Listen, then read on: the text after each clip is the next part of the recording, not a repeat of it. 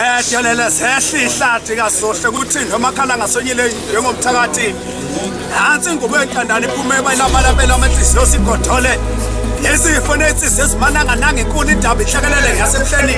Ibonela ku-Miss S.E. Mohammed intokazi yomdeho lesehawiki baba zomposo inkuzi yakithi enosisi.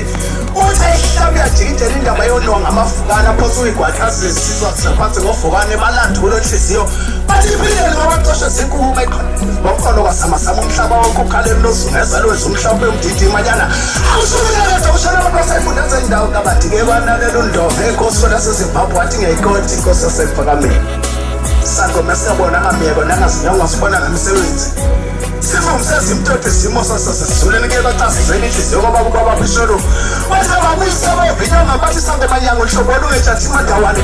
Asiyakeshelutho saphendulela abamhlophe bathi Shembe indlela bathi Shembe ziwe imvumavumane evumela iy'hlahla zemnoba zayingcweba zankakanye izulu sinesona esasezulwini. Sazuzizwe ngoba ekhaba usezweni wathula wangasho lutho. Ngoba lombayethe funa liwukhathe ngemsekonculuzi. Njengamabhungane othathaweni njengogobile emqoleni.